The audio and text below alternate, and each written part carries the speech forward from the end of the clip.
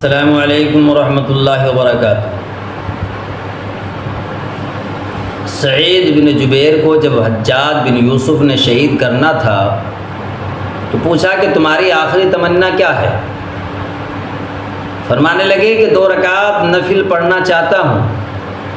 تمہاری آخری تمنا کیا ہے؟ تو انہوں نے فرمایا میں 2 رکعت نماز نفل پڑھنا چاہتا ہوں۔ چنانچہ انہوں نے جلدی جلدی نفل پڑھ لیے۔ حجاج نے پوچھا جلدی جلدی کیوں پڑھ لیے؟ فرمایا جی تو چاہتا تھا کہ لمبا قیام کروں، مگر دل میں خیال آیا کہ تو یہ سوچے گا کہ موت کی ڈر کی وجہ سے نماز لمبی کر لی، اس لیے میں نے جلدی پڑھ لی۔ اب ذرا سوچئے، ادھر جلاد ان کا سر قلم کرنے کو تیار ہے اور ادھر ان کی حالت یہ ہے کہ جی تو یہ چاہتا تھا کہ 2 رکعت لمبی پڑھ لیتا۔ اس کی کیا وجہ تھی؟ ان کو اللہ تعالیٰ نے نماز کے اندر لطف عطا فرما دیا تھا۔ ان کے لیے راتوں کو جاگنا کوئی مشکل نہیں تھا، راتوں کو جاگنا کوئی مشکل نہیں ہوتا، جبکہ آدمی کو پتہ ہو کہ مجھے اس پر تنخواہ ملے گی۔ ایک آدمی جو بازار کے اندر چوکیداری کرتا ہے، پہرا دیتا ہے، وہ ساری رات جاگتا ہے اس لیے کہ مہینے کے بعد 3000 روپے تنخواہ ملے گی۔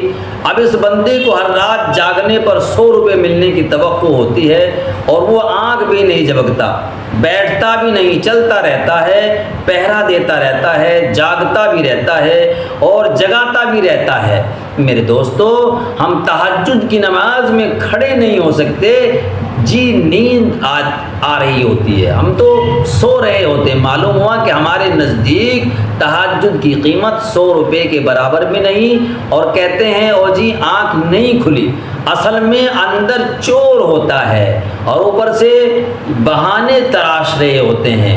ٹھیک ہے، ہم جھوٹے یا بہانے بنا کر لوگوں کو راضی کر لیں گے، لیکن پروردگار تو جانتے ہیں کہ اٹھتا اس لیے نہیں کہ دل کے اندر گناہ بہت زیادہ ہیں، دل ہمارے مردہ ہو گئے ہیں، دلوں پہ ہمارے زنگ آ گئے ہیں۔ میرے بھائیوں، اس زنگ کو صاف کرنا ہے، اللہ کے سامنے سربہ سجود ہو جا کر اللہ کے سامنے جھک کر اپنے گناہوں کی توبہ کرنی ہے، اپنے گناہوں سے توبہ مانگنی ہے، اور اللہ کی رضامندی کا سبب ہمیں ڈھونڈنا ہے، اور اللہ کی رضا کا سبب ہے نماز۔